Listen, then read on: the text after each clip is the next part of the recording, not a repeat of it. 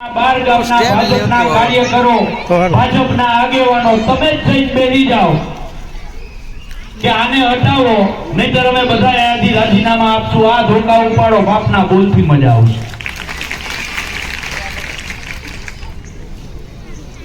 ધોકા ઉપાડવા જો હોય તો ગાંધીનગર મુખ્યમંત્રીની ચેમ્બરમાં, ગાંધીનગર ને અમદાવાદની વચ્ચે આવેલા ગોતામાં જ્યાં કમલમનું મોટું બધું બિલ્ડિંગ છે, એ બિલ્ડિંગમાં જઈને બેસી જાઓ અને આ પ્રકારના ધોકા ઉપાડો અને કયો કે નહીં કોઈ કાઢે, કોઈ કાઢે. અમારે આ અમારા વિસ્તારમાં રાક્ષસી કારખાનું જોતું નથી. આ કરી દો એકવાર અને પછી દ્વારકાધીશના હમ ખાઈને કહું, તમે જેટલા ભાજપના હોવ ને એ બધાયને દ્વારકા લઈ જઈને દ્વારકાધીશના હું ધજા ચડાવીને તમારા બધાયનો જમાડો.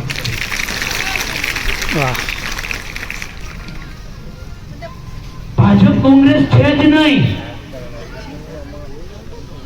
ખાલી અહીંયા આવીને બોલી જવું અને કરીને દેખાડવું, એની વચ્ચે બહુ મોટો ફરક છે. આ મને પૂરેપૂરો વિશ્વાસ છે કે આ વિસ્તારના ભાજપના આગેવાનો આ કારખાનાની સામે અહિંસક રીતે તમારી ધોકા ઉપાડવાની વાતને હું ખાલી બદલાવીને મૂકું છું. ધોકા કાયદાની રીતે ધોકા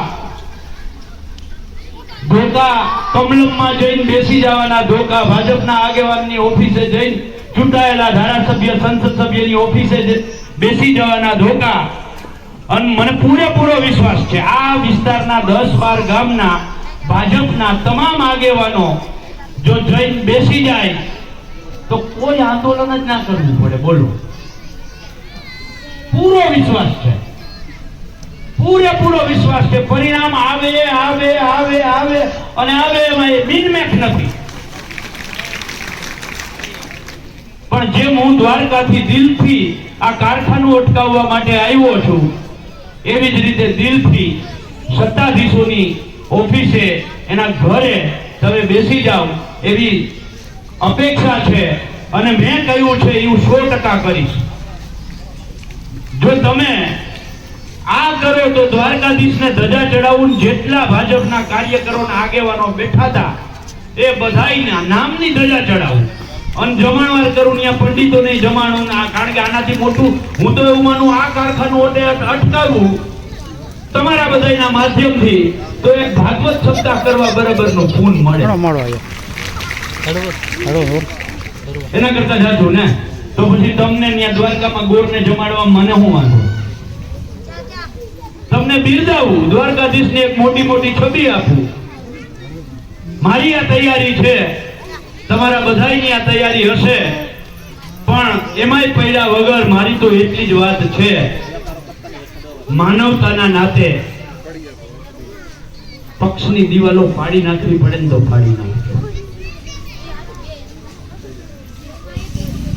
માનવતાના નાતે કદાચ મારાથી અહીંયા માની લ્યો કે મને કોઈએ કહ્યું નથી હો, એક પણ માણસે મને કહ્યું નથી, કારણ કે હું માંથી ઉતરો ને સીધે સીધો અહીંયા આવ્યો છું. એટલે કોઈએ કાન ભંભેરણી નથી કહી. પણ વિદ્યાર્થી કાળથી આંદોલનો કરું છું તો માણસ તો ઓળખાઈ જાય કે વંડી નું કોર પૂન છે, નાની કોર પૂન છે, એટલે કહેવાય ગયું. ને મને ખોટું લાગ્યું હોય તો હું તો માફી માંગવી એ ગાંધીજી કહીને ગયા છે કે એ વીરોનું કામ છે. આભૂષણ છે, માફી માંગી લઉં. કોઈ ખોટું લાગ્યું હોય તો માફી માંગી લઉં. પણ મારા બોલવાના કારણે આ લડાઈમાંથી બહાર ના નીકળી જતા, નહીતર એક બાનું મળી જાય. તે દિવસે આવીને ભાઈ કહી ગયા હતા, એટલે હું માફી હાથ જોડી માફી માંગી લઉં.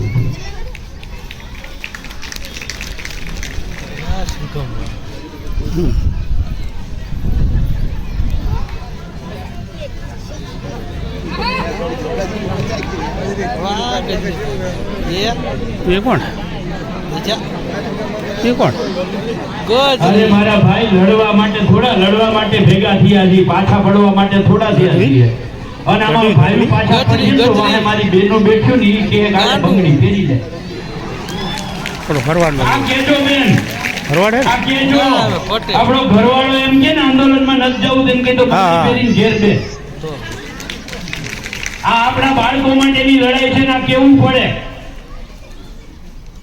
એટલે કોઈ પાછા નહીં પડે, ચિંતા ના કરો. અને આ લડાઈ માટે તમે જ્યારે પણ કહો, જ્યારે બોલાવશો ત્યારે મારી આવવાની તૈયારી છે. પણ મારી શરત એટલી છે કે માની લો હું આખા ગુજરાતમાં રખડતો ભટકતો માણસ છું, મોરથી નક્કી થયેલી તારીખ હોય તો હું 1000% આવીશ. 1000% આવીશ. અને બીજી એક વિનંતી છે, પેલા કેજો કે આમાં બધાય ભેગા છે એટલે બફાઈ નહીં. બરાબર? એટલે આ મારી આ વખતે ચોખવટ. પણ હજી છેલ્લી વાર કહું છું કે આજે છોકરાઓ રમે છે ને ભૂલકાઓ એને કેન્સરના રોગ ના દેવા હોય ને તો ગ્રામ પંચાયતના સદસ્યની ચૂંટણીથી લઈ અને સંસદની ચૂંટણી સુધીના તમામ વાંધાઓ ભૂલી જશે. આપણા ગામડાઓમાં વાંધાઓ ગ્રામ પંચાયતના સદસ્યથી ચાલુ કરીને સંસદની ચૂંટણી સુધીના મોટા ભાગે વાંધા હોય છે.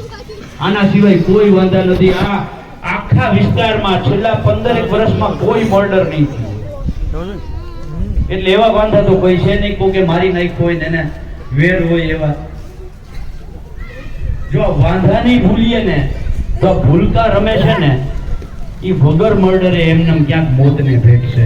એટલા માટે ફરીથી બે હાથ જોડીને વિનંતી કરું છું કે આ રાક્ષસી કારખાનાને અહીંયાથી 15-20 કિલોમીટર દૂર લઈ જવા માટે જે કોઈ લડાઈ કરવી પડે એ કરજો. અને જેની કોઈની માફી માંગવી પડે ને એની માફી એ માંગી લેજો, જેમ મેં જેમ માંગી. કારણ કે આ લડાઈ મારી લડાઈ તો છે નહીં, ગીતાબેનની છે નહીં, આ આપણા વિસ્તારની લડાઈ છે.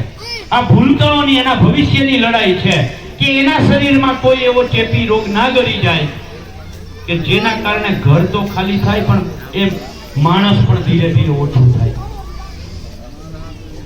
આ એ ન થાય એના માટે આ આખા 10-12 ગામમાં જેની કોઈની માફી માંગવી પડે માફી માંગી નહીં, 10-12 ગામને ભેગા કરીને સામૂહિક લડાઈ કરજો.